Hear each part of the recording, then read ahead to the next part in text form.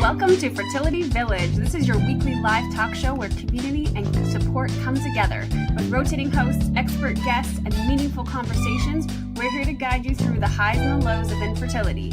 Whether you're searching for answers, seeking advice, or just looking for a special place to belong, Fertility Village is your space to connect, learn, and grow. Because it really does take a village, and we are here for you every step of the way. Thanks for joining.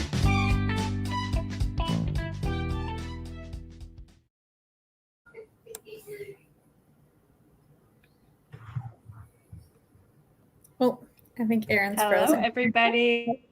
There we go. Are you there, Erin? Welcome back to Fertility Village Live. But we're so glad you're here for tonight's. Erin, you're cutting out on us. All right, so Erin's cutting out. Sorry, Erin. I'm just going to welcome everyone back to Fertility Village Live, and we're so glad that everyone's here with us tonight. Today's conversation is one that will resonate with so many of us. We're talking about boundaries and how to protect our mental wellness, especially during a fertility journey. So joining us today is someone who brings so much warmth and wisdom to this topic, Kristina Virro. She's a registered psychotherapist and founder of Fresh Insights. Kristina is also a nutritionist, speaker, and educator who helps individuals improve their mental health and navigate complex challenges, including infertility. So Kristina, welcome, and thank you so much for coming on. Yes, thank you for having me. It's nice to be here.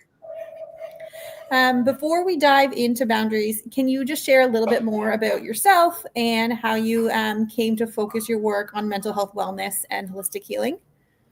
Yes. So my dad actually owned a fertility clinic when I was growing up. And so I was always kind of in the fertility space somehow. And I always kind of joke that it was weird to me when I heard that people naturally became pregnant because all I heard about was people who couldn't become pregnant.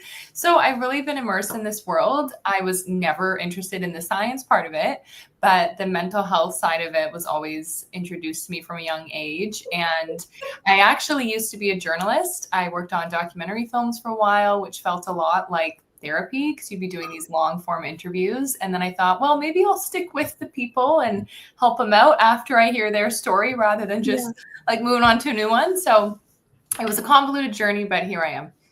Yeah, that's amazing. It's so cool to see, like, you know, coming in as like an outside person and understanding, like, I mean, he said you're not necessarily interested in the science part of it, but someone who really wants to support people's mental health because it's a huge portion of this journey.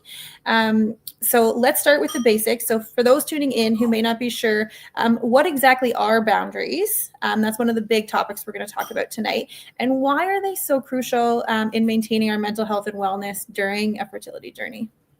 Yeah, so boundaries are basically limits that we set for ourselves that kind of communicate where we end and another person begins. So they are exactly what help us stay connected and protected at the same time. If you're too connected, then that can be codependency, right? Where you have no boundaries whatsoever. It's kind of a free-for-all. But then if you're too protected, then there's no connection and there's no vulnerability in a relationship. So boundaries help us navigate that line and what is acceptable behavior and what is not acceptable behavior for us so that we can have good, healthy relationships. For sure. And I think that this journey specifically is something, well, in life in general, we need boundaries, but this journey, I think that to protect your mental health and well-being throughout this whole journey, boundaries are something that are so important in setting.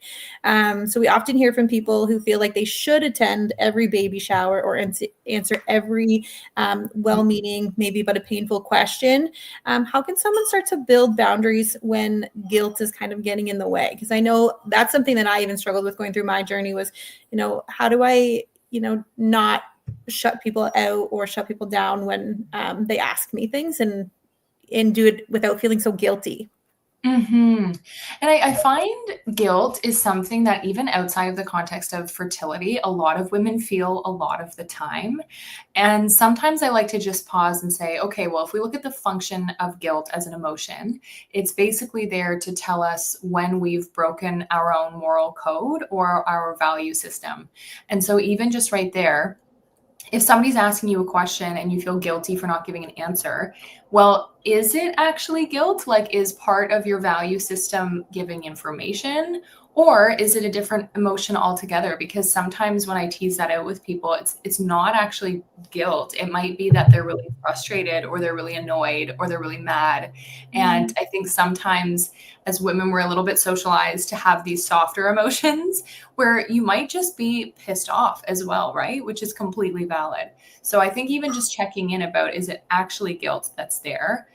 If it is guilt, if you say, well, part of my value system is that I feel like I owe people information, why do you feel like you owe people information, right? Because at the end of the day, I always remind folks that you're entitled to your privacy. You really, really are. That is just your right as a human being. And you don't owe anybody details about what you're going through. But it can be helpful. A lot of folks that I work with will practice a script of what they might say ahead of time in a session. So we'll walk through some of the scenarios of, okay, if somebody asks you, oh, why haven't you had kids yet? What are you going to say in that scenario? Let's practice it over and over when you're in a regulated state so that it comes off a little bit easier when you're in that situation. Yeah, I think that's so true. I feel like you're right. Like we do feel like a lot of us feel like we owe people these explanations. And I think that it's really, some of it is none of people's business. And I don't know if it's just like a generational society thing that that's how it's always been, or like times are changing. And I just feel like, a lot of it is private information. And I feel like people are so quick to ask these personal questions. So I think that's a really good idea, is like having a script or having something to say.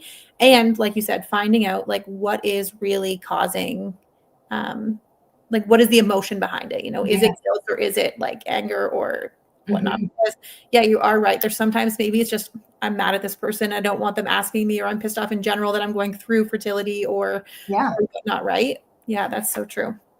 How do you help someone get comfortable with the idea of setting boundaries, and it doesn't make them a bad person? Yes. I mean, first of all, the therapist in me wants to explore where that belief even came from, right? And usually that's rooted in some earlier experiences that I like to explore with people. But also, I see it very differently, because I feel like if we consider the opposite, like you not setting any boundaries in my mind is a lose-lose for everybody. Because then people have no idea when they're disrespecting you. You feel resentful. You feel hurt by the situation. And I think that our relationships, when we don't share our boundaries, become a little bit more dishonest, right? Because we're not just being clear with people. And the less clear that we are, the more that there's risk of hurting each other's feelings.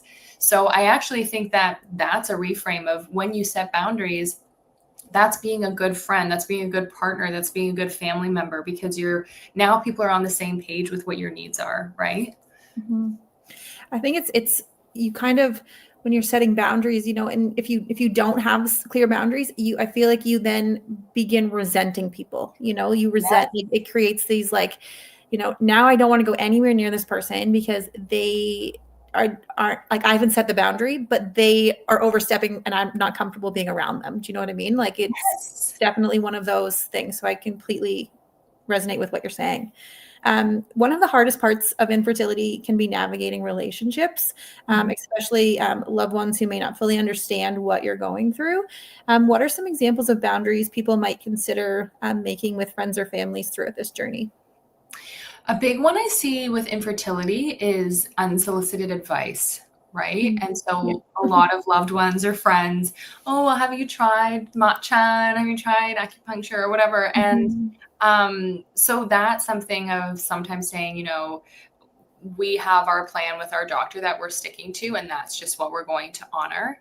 I do want to highlight that I think something that gets confused with boundaries is that they are different from requests, right? So when you say to somebody, please don't talk about this with me anymore, that's a request. But a boundary is what you are going to do for yourself to protect your emotional well-being, right? So a request is, please stop talking about that. But a boundary is, if you keep asking me these questions, I'm not going to talk about my fertility journey anymore. So they're in your control, right? And I think sometimes people confuse that, where they say, oh, I set a boundary, I was just telling people what to do. That's not really what we're talking about with setting boundaries, right? Okay. Mhm. Is like, how would you say, like, if somebody were to say to someone like, I'm not, like, please don't ask us if Mhm. we're going to get pregnant anymore. Like, we will share the information if we have it. Is that more of a request, or is that like a boundary? Like, do you know, because I feel like it does kind of blur those lines. Yeah, and I'm just getting super technical, I guess, but I Yeah. would say that that's a request, and you're making that request to honor a limit that you have, right? Right. But I think where people get sometimes a little lost in the weeds is when they're just making a lot of requests that are not in their control, and then when people don't change their behavior, they get upset, right? Right. Whereas a boundary is, okay, here's what I'm going to do to protect myself. I can ask people to do certain things, but also what am I going to do and what am I responsible for if people don't want to meet my requests? Right. That's fair. That's a hard one. Yeah. If people don't want to meet your requests, because I mean, that's where I think it ends up with friendships and relationships and being strayed, because, it is a hard journey and you're trying to protect your mental well-being. And that's unfortunate, but it does, I feel like, happen along this journey. Mhm. A lot of people fear that they'll come across as rude or selfish for setting boundaries. So how do you recommend people approach boundary setting in a respectful and compassionate way? Yeah, I like to invite people to lead with what their positive intention is when they're setting a boundary or a limit with somebody. So that might look like saying, I want to have a conversation with you because I really, really value our friendship and being honest with one another. And I want to make sure that when we spend time together, it's still fun. Right. So Yeah. leading with that positive intent can be a really compassionate way to set a boundary. I also invite people to consider my needs, your needs, our needs. So, my need is for some privacy during this journey.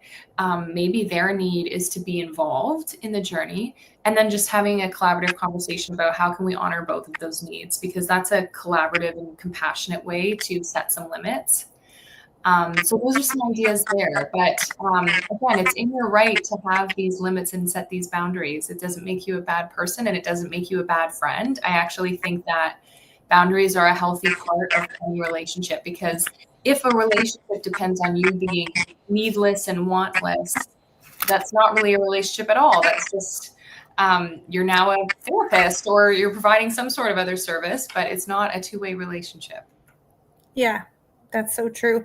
And what if people like don't respect your boundaries? Like, how do you recommend people handling that? Because I know if I've experienced that, I'm sure Erin's experienced that, and a lot of us going through fertility treatments, like people don't, and I feel like people want to know this information. And how do you handle that, or recommend people handle it? I just want to say that I think is one of the hardest situations. Like when people say, I've done all the right things, I've led with my positive intention, I've brought it up compassionately, and they still don't honor a boundary, that just sucks. Like I just feel for anybody going through that because it's really Yeah. hard. Mhm. I think really at that point, your options are you try to restate the boundary if you feel comfortable doing so. You can also kind of reiterate the consequence, kind of like I was mentioning a moment ago, of something along the lines of, if you keep asking me this, I'm not going to be able to talk about this anymore. So that's, again, what you're going to do. That's going to be some sort of consequence in this situation if your boundaries aren't honored. And then sometimes it gets to the point of, do you just not spend time with this person? Do you change the format of how you spend time with them? So for example, rather than one-on-one get-togethers, it's a group get-together. Right. Do you have to keep things a little lighthearted and kind of constantly come back to that? But that's a really, really hard situation. And you then have to have some really honest conversations with yourself about, are the pros of this relationship outweighing the damage that they're doing to my health? And I feel for people going through that, because I think ideally we want people to respect our boundaries. And so when they don't, it's like, okay, do I just choose my own well-being, or do I continue to suffer for the sake of putting their comfort first? Right. And I try to empower people to put themselves first in these types of situations, obviously.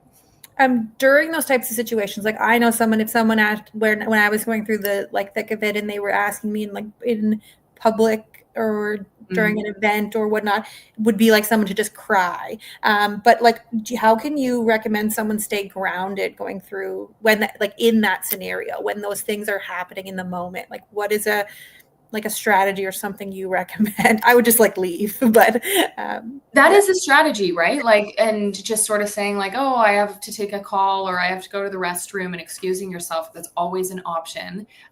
Sometimes you can just practice kind of mentally leaving the conversation. So when I first was a therapist in my master's program, it would be like my first couples therapy sessions.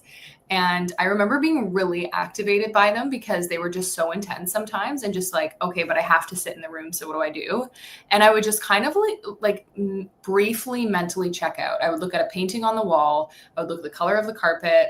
I would just kind of go somewhere else, just so that I could get a little bit of a mental vacation from this really distressing conversation. And obviously that's not going to take your emotions away or anything, but I think just getting a little bit of reprieve can be really helpful, of just, okay, where do I mentally go that's anywhere other than this conversation?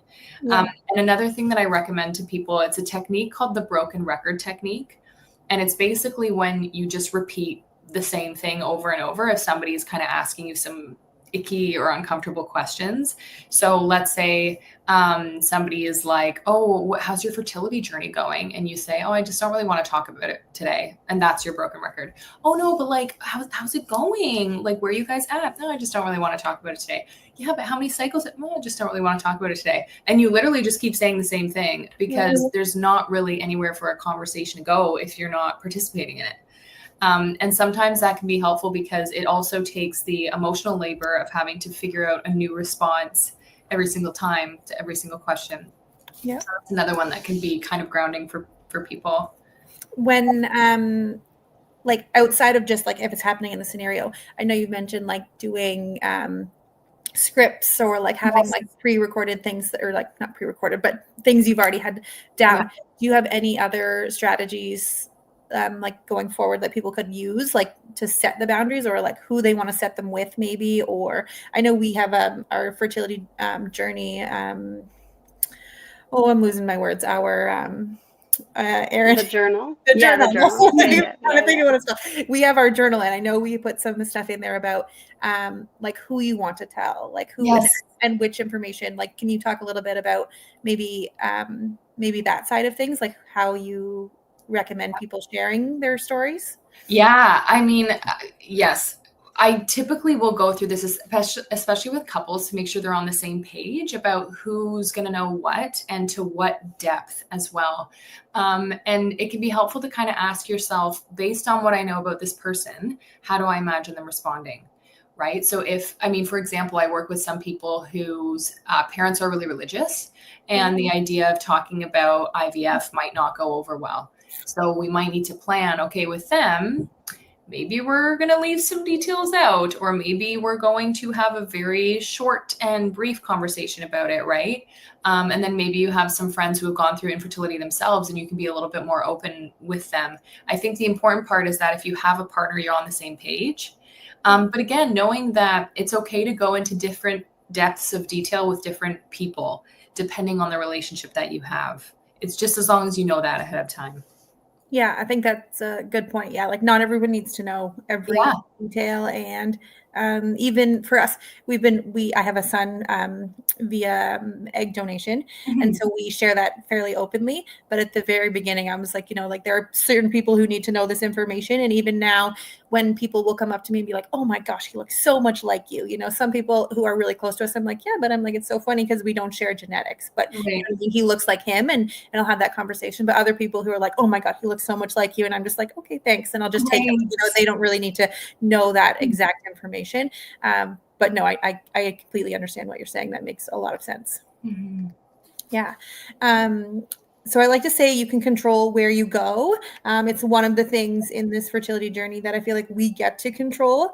So that might mean like skipping out on a family gathering or leaving early from an event. For me, it was baby showers. It was just not a place I could put myself in. Why is giving ourselves permission to say no such a powerful act of self-care?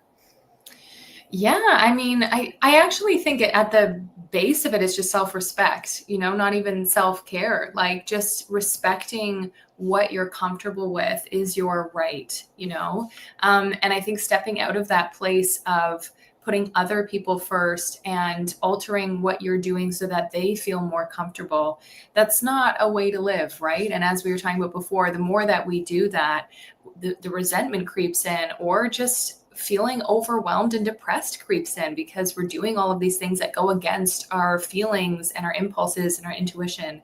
So yeah, I think just saying no if you need to in certain circumstances is just self-respect, which you are entitled to in any circumstance.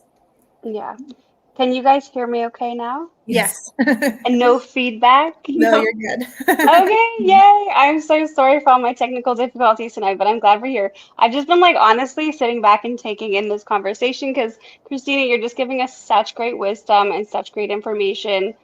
Like I'm Yeah. honestly like in positions right now in my life where I'm like, I need this information about Oh, boundaries, not even just with fertility. Like that's great. It's great, but this is so applicable to like so many other aspects as well. It's so amazing. And I like as you were just talking about this idea, about self-respect, I was like, but what about the people pleasers like me? Like what about the ones who are like, I don't want to hurt anybody's feelings. I don't want to say no to the going to the wedding or going to the baby shower or going to the because I just want to please everybody. So like speak to us.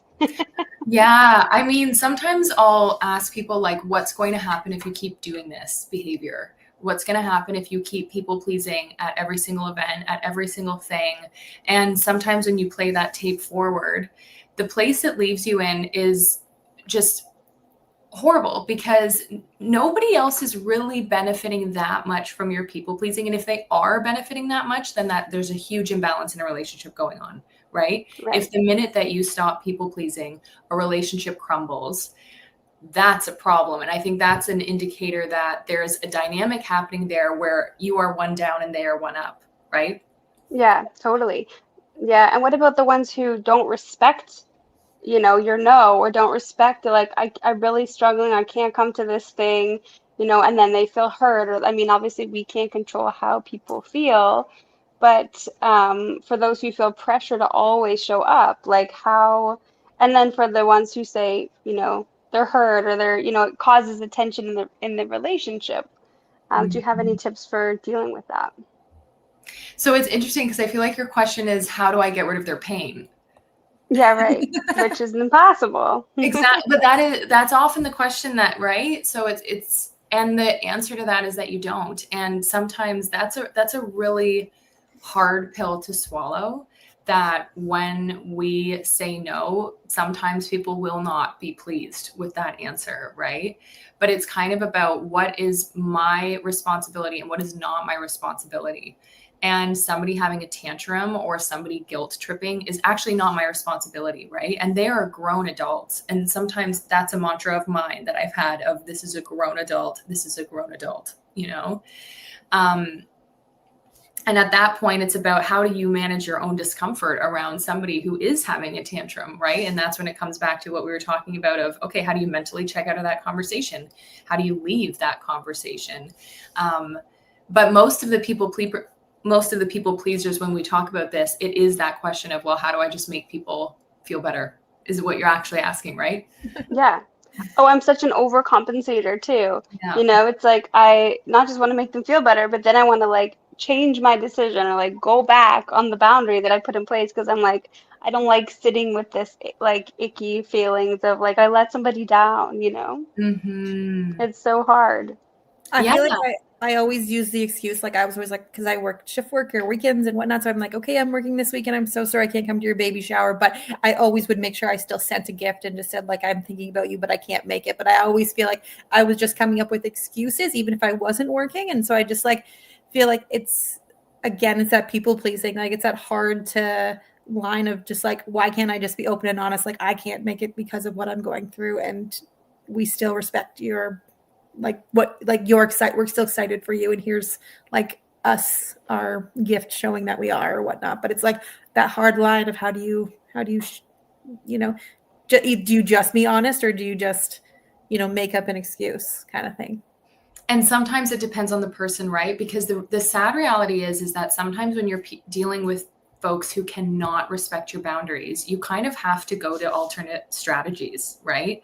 Mm-hmm. And that doesn't apply to everybody. And like, that's an uncomfortable conversation sometimes with clients that I work with, because they'll say like, well, is it okay if I lie to my aunt who just like can't stop badgering me after I set a boundary? And it's like, well, if that's the context that you end up being put in, sometimes a white lie is the only way to get away from and I'm talking about sometimes there's personality disorders or things like that, real mental health issues that somebody is dealing with, that they're trying to set a boundary with.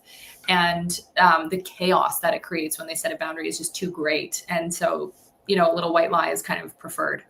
And that's also okay if you need to maintain a certain degree of emotional safety around these types of people. Yeah. So boundaries aren't just about saying no; they're about building a support system that actually nourishes us. How can people identify who or what is truly supportive during this time? Yeah, I think a basic answer there is just notice what you feel in your body and what happens with your energy when you're around certain people. Because I think if I were to say, okay, think about a person who you don't really enjoy spending time with, there might be a certain feeling you have in your body, or a certain way you feel after you spend time with them, where you feel really drained, or you feel a lot of guilt and you're like, where did this guilt come from that I didn't have 2 hours ago? So trusting your intuition, checking in with your body. How am I feeling when I'm around this human being? How do I feel afterwards? How do I feel about myself? And just using that as feedback to guide your decisions. Yeah, that's so good. I'm just like, wait, what? We can do that? Yeah. Like, how do you learn how to do that? Is, I guess, like a full body scan is a way. There's lots of stuff on YouTube. You can like actually put in some headphones and do a body scan and try and find something to connect with that is like the trigger or is telling your body. And honestly, in therapy, I think that's a big goal, because a lot of people will say, okay, give me a tool for this, tool for that, tool for this. But sometimes therapy is the tool, because what we're doing in therapy is we're slowing down. I'm asking you to name your feelings. I'm asking you, where do you feel that in your body as you're talking? And that's a new process for some people, right? To just slow down and do that. And it's a muscle that you can work over time. And the more you do it, the more you just, I do this all the time, just because I do it with patients all the time, where I'll just be sitting here and I'm like, oh, where is that tension in my neck? What does that mean today? What is the story that goes with that tension? And it's just, you learn to check in with yourself over time, right? But it's a skill that not many of us have been taught how to develop. Yeah. I can say that I think Erin and I are both people who probably do not have this skill, because we are both very fast-paced people and we don't slow down. Like, I know neither of us are slow down people. So maybe we need to go to therapy and slow down, Erin. Slow down. I actually go to a lot of therapy because I find like one of the ways I need to ground myself is by talking it out. Like, I'm such a verbal processor. And there, like, for some situations, there's only so many people you can talk to, because it's either sensitive or it's about like your family or whatever. And so I find therapy is so good, because I can just like say everything and then I feel better, and then I can like get it out there and then start to like get into the body, because all of the things are out of my mind, and then I like find I get that connection back. But if I'm like heated or something happens, I'm like, I have to talk about it. It's so frustrating. And who's become my best friend? ChatGPT, like the solo one where you just like talk it out, and she doesn't care what I'm saying. She'll like feedback and say, hey, yeah, that sounds like a terrible situation. How are you dealing with that? And then I go, it's just like the funniest thing. But like, my car drives have become a good time to sometimes have a little vent or get some feelings out about things. Yes. And you know what? I think we all need to release that from our bodies somehow, right? Because, I think about, sometimes I'll see kids at the grocery store who are having a tantrum, and I think to myself, we all still have that in us. Yes. But I have a 4-year-old, and I'm always like, why do you get to scream into your pillow? Like, I want to do that. Why do you get to like smash your head against your bed? I want to. Sometimes you feel like these are great ways to regulate. I wish like as adults we could have the same sort of emotional releases. Oh yes, but we can, like if Mhm. we just give ourselves permission to do these things, like a big one for me is honestly, I will stomp around like a child if I'm angry Yeah. because it helps I regulate love me, it. right? It's like you need to get the energy out of your body. And Yeah. I think that there is some wisdom to just how kids allow them. I mean, obviously to a point, but the point is that sometimes I think we're so overly regulated in adulthood that we Yes. don't have any source of release. So if for you, Erin, it's talking about it for verbal processing, that's amazing. How do you know when it's time to seek help from a therapist or a support group? When do you, I mean, I think it's always good to go to therapy, or I think, oh, that's always like a good option, but like, how do you know when someone should go get help? Yeah. A big one for me is if I start to hear a lot of avoidance. There's a difference, I think, between, okay, I'm checking in with myself and I really can't make it to the baby shower today, versus I'm avoiding the baby shower, I'm avoiding my friends with kids, I'm avoiding the stores where there's kids. So avoidance can be one response that people turn to that can actually turn into depression, because then you feel really disconnected with life. So if there's a lot of avoidance, a lot of disconnection, and honestly, I think a big one is, as simple as this may sound, is you just don't feel like yourself. Like, I think a lot of us have been through things where we wake up and we're like, something's not right. I don't feel right. And you might not be able to put a finger on it and you might not know why, but if you're just not feeling like yourself, check in with somebody, Yeah. Well, that's so good. I want to go back to the avoidance piece because as you said that, I'm like, oh yeah, that is so good for anybody listening who like might be in the deep of it or in the thick of it, and you might be just like avoiding. Like that's such a good trigger is not the right word, but that's such a good like tool to recognize if you are doing that or if you are setting a boundary, because there's such a difference, right? Yeah. And it's interesting Yeah. because if we look at criteria for PTSD, a big symptom is avoidance. There's other parts. There's hypervigilance, there's nightmares, there's a bunch of other things, but we look at avoidance, right? And I would say that infertility can be really traumatic for some people. Yeah. And so, sure. like I said, it's hard, and you kind of have to take it a little bit case by case and sometimes week to week. But there is that thin line between I'm practicing self-care versus now I'm just disengaging from life altogether, and my symptoms will then stick with me, right? Yeah, totally.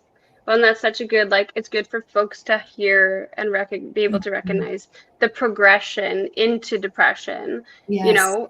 from avoidance to, then sadness and just not recognizing yourself. And I wish I had known this 10 years ago, because I for sure ended up in a place where there was depression there, but it's never like, it wasn't until I was postpartum over a year that I was like, and had some of these conversations like through the Oasis, through support groups, through having guests on, that I'm like, oh wow, I probably should have been diagnosed. And it's just it's like, I knew when I found my way back to me that I knew the moment that I was like, oh, I feel like me again. But that's actually what triggered I must have not been okay, like for a long period of time. And like as a postpartum mom, now I'm getting a little bit personal, but like I wonder how that impacted my pregnancy, my child, like and everything. Like, had I known these things before, how much healthier would my pregnancy have been? Would I have been connected to the child? Like all of those things. And so I just beg you out there listening, if you're in infertility and you're in the thick of it, like get help, get support, go to a support group, which leads us into our next questions. Like, how much of a role do you think community plays into boundary building? And like, that's like such a safe boundary to build around yourself. Find people that you can talk to that will build you up, that will like support you through the journey, Oh my gosh, I think community is so important with anything in life, honestly, because even some of the things that we've been talking about today of, oh, I'm a bad person for setting a boundary. The moment that you're in a room with 10 people who say, no, you're not, there's something different about 10 people saying it versus one person saying it. And sometimes that can just give us that vote of confidence in ourselves to show ourselves that self-respect, because we can feel that care around us, right? So I think community is so important, and that's why, Oasis is so needed for people, just so that they don't feel alone. And I also always say that shame and isolation, I think, are best friends as well. So the more isolated you are, the less you're talking about what you're going through, the more that you're keeping things to yourself, that's a really good environment for shame to grow. Yeah, it's so true. Shame is such a hard one because it feels like, yeah, yeah, I feel like shame is such a difficult one to like pinpoint in yourself, you Mm-hmm. know? I think Mm-hmm. it's good too, knowing that, like, some people are like shameful of going to therapy. So at least if people can, see us like a support group more as a community building, and not that it's necessarily like it isn't therapy in its sense, but it's like a form of therapy. But you know Yeah. what I mean? It's not, we don't have therapists like there that are, giving you feedback and advice, but it's just sometimes a nice way to, talk to people who are going through very similar things and can kind of understand it. I know. And I think the other important thing about therapy is also finding the right therapist for you, because I think that, I have been to one who, and I went and, talking to her, and I'm like, she said she knew a ton about fertility, but she really didn't. And, I'm explaining the scenarios to her and how everything works. And I'm like, I feel like I'm just reliving it over and over and over again, because I'm having to explain to them and they're not understanding. Right.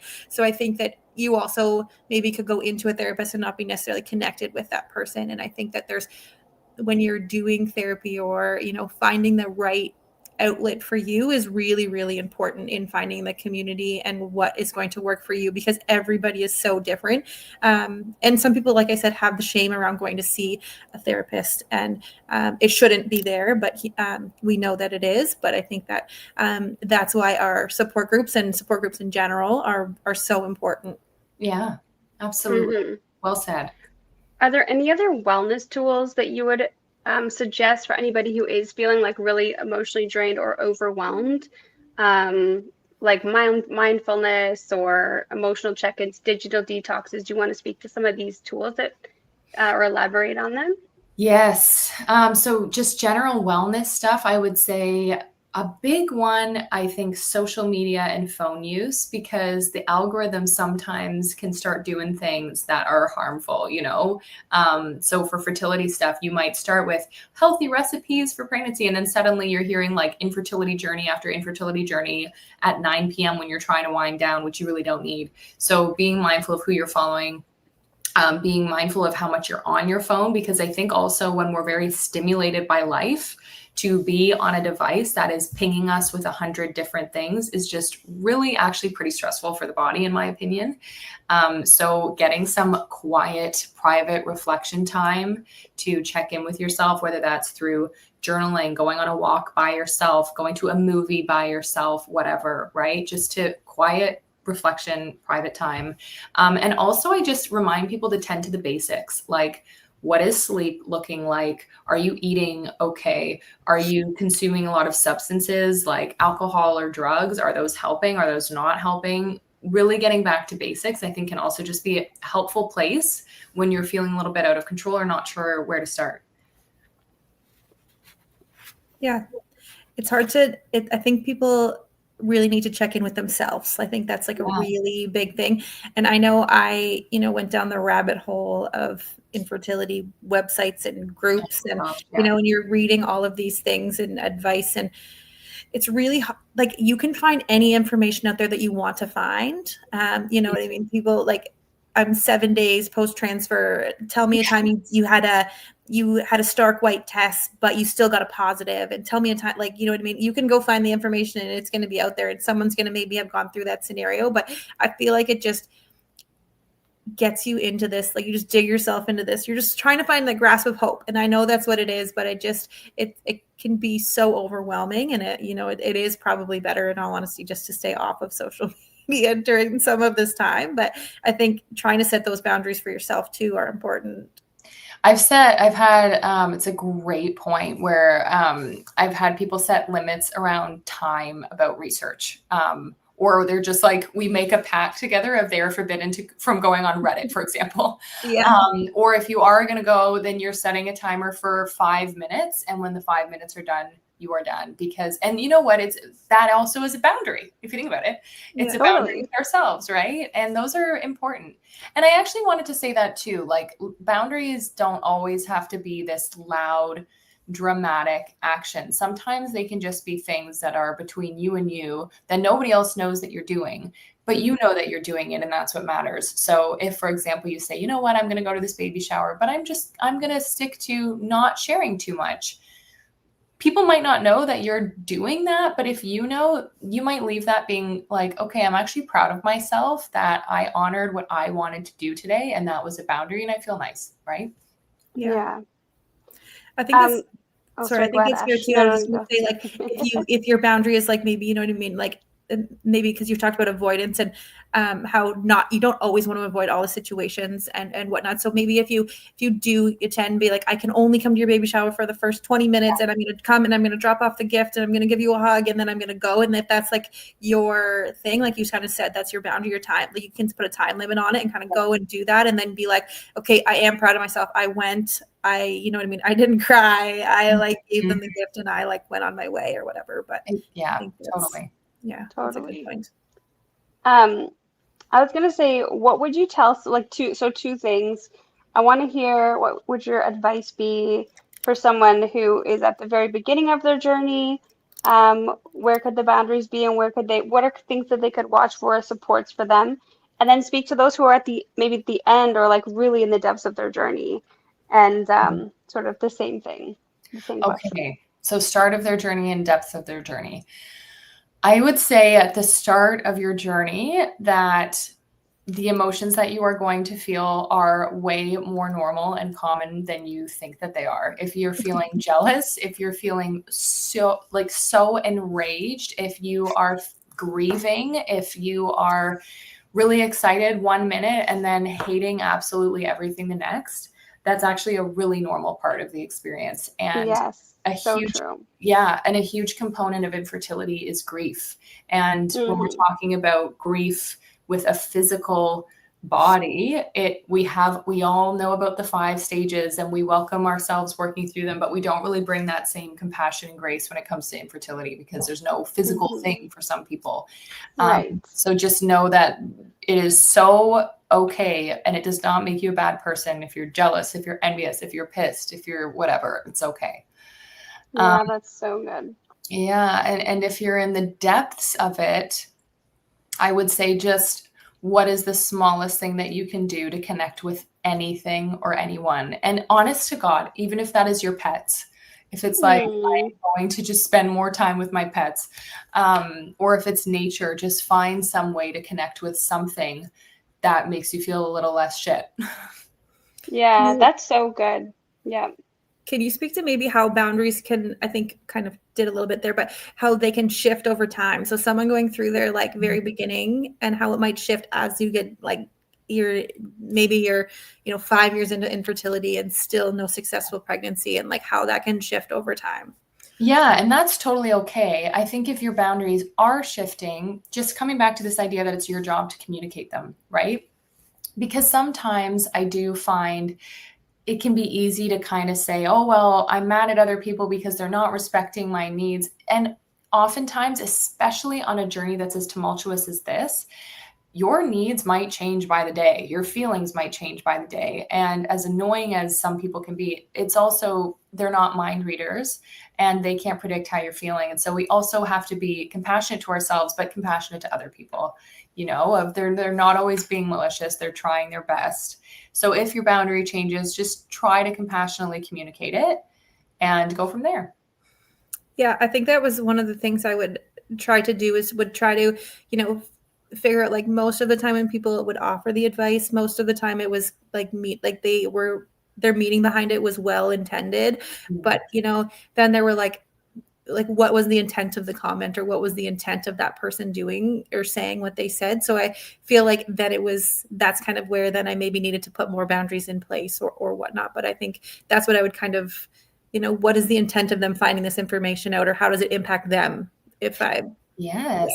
And also, just speaking of intent and kind of circling back to what we were talking about earlier, if somebody is just asking you these questions from a place of kind of like gossip, like I just want to know the Mhm. tea.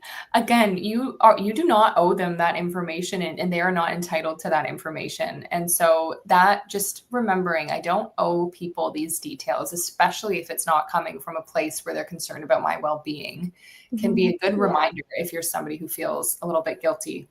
Mhm. Yeah, I think like looking back on my journey, I would have found it hard in the depths of it to recognize who was coming, like, and to know who's coming at this and asking these questions with the intent of my health, and who's coming at it with the gossip lens of like, I just want to know what's going on. So what's going on?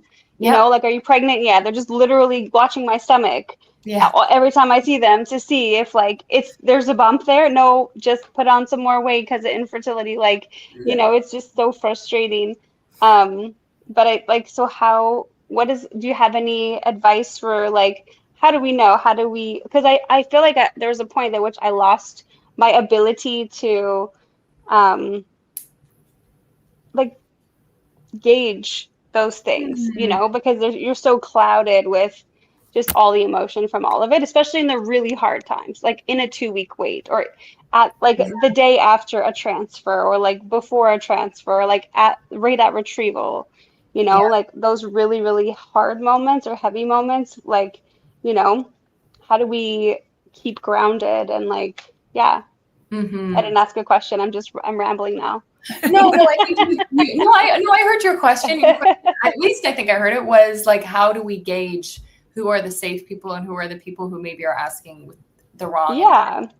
And honestly, I know you said that you lost your footing for a little bit there, but I think, and there's some situations like the 2 week wait that will make us a certain level of anxious. But I honestly think women have amazing intuition, amazing Hmm. intuition. And so if your intuition is telling you, I don't think this is coming from a very good place, Yeah. listen to your gut. I think we have amazing instincts. Yeah. That's so true. I think like for me, going back to like I could engage, it was like I lost touch with that. I couldn't trust my gut because I'd be like, this is it. I know this is gonna work, and then it wouldn't work, and then I would get further and further and further from myself, and Yeah. further from like that, like being able to trust my feeling, or trust my thought, or trust my, you know, my intuition. And so that's where like I think that's where I really came undone. And I'm just getting really personal about my own journey, but like I think that's where I really lost touch with like with me, because I just started to just like, I can't trust anything, and so I just got like all in my head and out of my body, and then anyways it was all downhill from there. But I do think yeah, just those are that's such good advice. Like, just if I had have checked in the whole way along and had the tools, that probably never would have happened, you know. Yeah, and to your point, I don't know, I wonder if you were just so anxious that you did kind of leave your body, right? Like, I mean, Totally. it's so funny last week, and I don't really get too anxious anymore, but last week I had a day I was so anxious for the first time in a really long time that I just was kind of going around the day like a deer in the headlights, like nothing was computing. I was not like this is just how I felt. And so I actually was like, I need to just go run. I need to go run it off, because something needs to move, or something needs to get dispelled, or something needs to change in like my physical presence, because I couldn't access any normal thought, couldn't access anything. So Yeah. I ran for like 8.5 kilometers, was just dying by the end of it, but I felt way better, because it was like something needed to do something to just kind of land again. Hmm. So maybe that's just a question: how do I land again? Right? Yeah. Running, talking to ChatGPT. Yeah. But you're saying that like that ability to not process, or to, that's anxiety. See, I never like would have been able to identify that, what you just Right. explained, as anxiety. I would have been like, I'm just so like, I have brain fog today, or like I'm so disconnected, or I'm depressed, or like, but like calling it anxiety is so fascinating. And like knowing that you can move that out of your body by exercise, or by a really cold shower, like sometimes something like just a change, even just, I don't know, for me, I chew on ice sometimes to just get back to my body if I was really feeling disconnected, because Yeah. it shocks you a Yes. little bit anyway. Yeah. um so fascinating. I love that. Thanks for sharing your own little little little anxious tidbit. Who knows what I look like on that run? I was probably like manic on it, but whatever, it works. Yeah, and I think we all go through, like, it doesn't even have to relate just to infertility, right? Like, I think that there's all the moments that we all have those feelings, and we have to figure out like healthy ways, which is why I'm so glad there's psychotherapists like yourself and people, and there's our Oasis group and everyone who's out there who's trying to do their best to support people's mental health, because as we go throughout, there's so many different challenges in life that we're going to face. Infertility obviously is a huge one in our community, that's why we're here, but there's so many challenges that we need to face in everyday life. So I think it's like so important to be able to figure out what works for you, because again, it's so different for everybody. So true. Yeah. Yeah. And having these tools in their toolkit, and specifically to deal with the grief, because like you touched on grief before, but like with the infertility journey, it's this roller coaster that you feel like you can't get off, and it's never ending, and it's up and down, and the grief cycle never has the ability to finish. Because you never actually get to, unless like, and even until you have the baby, there's still like reoccurring grief because you're triggered by somebody's pregnancy announcement or whatever. And it's all just coping with the loss of the life that you imagine, and coping with the loss of a baby if you had a miscarriage, or the loss of a failed transfer or whatever. So there's so many times in a fertility journey where that grief just like comes and goes. And so yeah, I'm going to plug our journal because we created this tool that's currently available for free on our website to anybody who wants to access these mental health tools. We're going to send Kristina a copy so that you can check it out and give us all your feedback. Journal. No, yeah. At the tea party. Like, yes. Therapist stamp of approval. It's so great. Okay. Yeah. So there you go, folks. Go get your copy. It's free online right now until September 1st, and then it's going to cost money. So unless you attend a support group, and then you can get one there. So go get one. If you're listening to this after September 1st, you missed it, but they're going to be soon. We're hoping they're going to be available in fertility clinics all across Canada. So stay tuned. Definitely check out the support groups. That's where you're going to be able to get a copy for free if you attend one of our Oasis support groups. But we just want to say a huge thank you for joining us, Kristina. Honestly, this conversation has been such a gift, and I've learned so much. I got to just kind of tune in for the first 20 minutes. So I'm glad I finally was able to get online. Sorry about all the shaky camera. If anybody's like watching this later on YouTube, it's been a hella day for technology for me. Good times. But yeah, we just all feel a little more empowered today, and to protect our space and just honor our own needs. So thank you. And Fresh Insight is the name of Kristina's clinic. My apologies. I wrote it in the script incorrectly at the beginning. So it's Fresh Insight. Kristina, why don't you tell everybody out there where they can find you? Yeah, so our website for my clinic is fresh-insight.ca. We offer individual, couple, family therapy, infertility, and a whole host of other things: anxiety, depression, PTSD, trauma. And then you can find me on Instagram at Kristina Virro and TikTok at Therapy Kristina. Amazing. We'll link all of that in the show notes when this does go on Spotify at some point after today. It'll be live on YouTube after this. It'll live there forever. But yeah, thank you so much. Yes, thank you. Thank you. This is really a pleasure. Yeah, thank you for being here. And so anyone who wants to connect, we'll put those in the show notes. And for our listeners joining us today, if this conversation resonated with you, share it with someone else who you might think needs to hear it. So feel free to share anything. Yeah, and you can find all things Oasis at oasisfsn.com. Join the support group. Our next group is meeting on always the fourth Monday of the month at 7:30 p.m. Follow us on Instagram at oasisfsn or at fertility__village on Instagram as well for all the upcoming episodes.